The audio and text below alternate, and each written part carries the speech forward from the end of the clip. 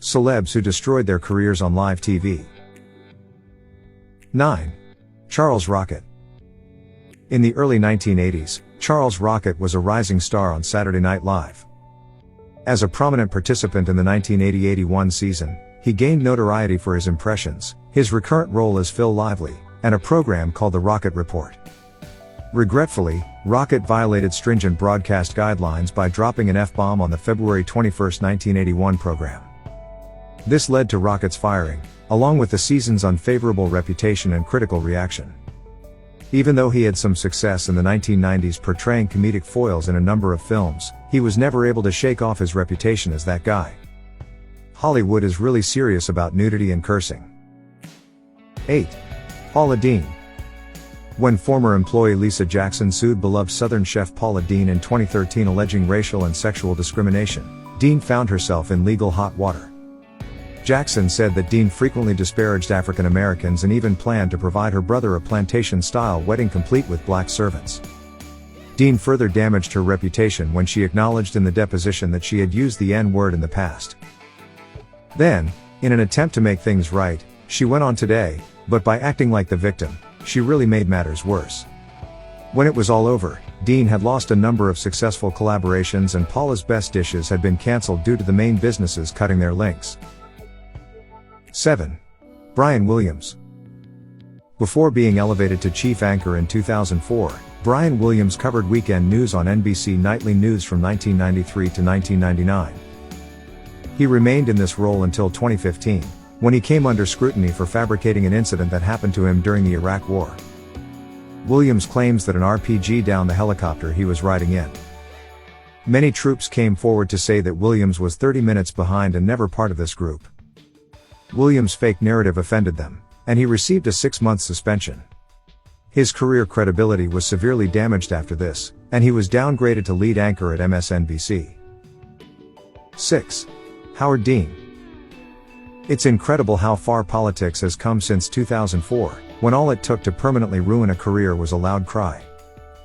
Dean gave a passionate and unpresidential address following his third-place finish in the Iowa Democratic caucuses. He concluded by pumping his fist and exclaiming, "Yeah!" His presidential campaign was essentially over after this speech, which was widely ridiculed by late-night talk show hosts and the media.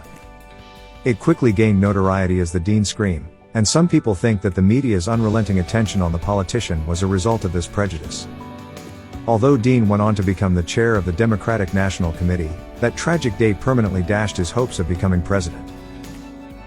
5. Sinead O'Connor. Sinead O'Connor's career was positively blowing up in the late 80s and early 90s. During that period, her album I Do Not Want What I Haven't Got went double platinum, and her song Nothing Compares to You reached the top spot in 17 different countries. But when O'Connor appeared on SNL on October 3, 1992, everything fell apart. She became a public adversary after tearing up a picture of Pope John Paul II during a performance to express her disapproval of the abuse of minors in the Catholic Church. Although she still puts out music, Nothing Compares to You would be her final number one. In her home country of Ireland, she hasn't had a top 5 hit since 1994. 4. Will Smith. No one really cared about the outcomes of the 94th Academy Awards. The fact that Will Smith went onto the stage and smacked Chris Rock across the face was all that mattered to them. Jada Pinkett Smith, the wife of Smith, was the target of a joke made by Rock. Smith slapped Rock for the remark after first laughing. At first, the crowd seemed to think the bit was planned since they were laughing off the attack with a carefree demeanor. Everyone didn't understand Smith was serious until he swore and shouted at Rock. It hurt to be silent for a while. Smith will always be remembered as the man who slapped Chris Rock at the Oscars, regardless of what he does in the future. 3. Kathie Lee Gifford. Gifford's career as a television presenter wasn't entirely destroyed by this incident. She carried on anchoring Today until 2019. It did, however, gravely damage her reputation and make her feel extremely embarrassed in public. Comedian Martin Short made an appearance on Gifford's program in 2012 to promote Madagascar 3. Gifford, who was not aware that Short's wife Nancy Dolman had died of cancer around 2 years prior, complimented Short's marriage to her throughout the interview. Although Short refrained from revealing the error, it was clear that the subject of the talk was hurting him. During the commercial break, he told Gifford about Dolman's demise and subsequently expressed his public forgiveness to her. For short, it was an amazing look, but not so much for Gifford. 2. Milli Vanilli. R&B duo Milli Vanilli released Girl You Know It's True in 1989. The album peaked at number 1 and was certified 6 times platinum. In the US, they also put out 5 consecutive top 5 singles, 3 of which reached the top of the charts. But on July 21, 1989, a major setback happened when a live MTV performance experienced a technical issue. The song started to skip, exposing vocalist Rob Pilatus's lip sync. Although this raised questions about the genuineness of the partnership, singer Charles Shaw didn't admit that his work was being ascribed to Pilatus and Fab Morvan until their record was published in America. Following their admission of being scammers, Milli Vanilli ceased to exist.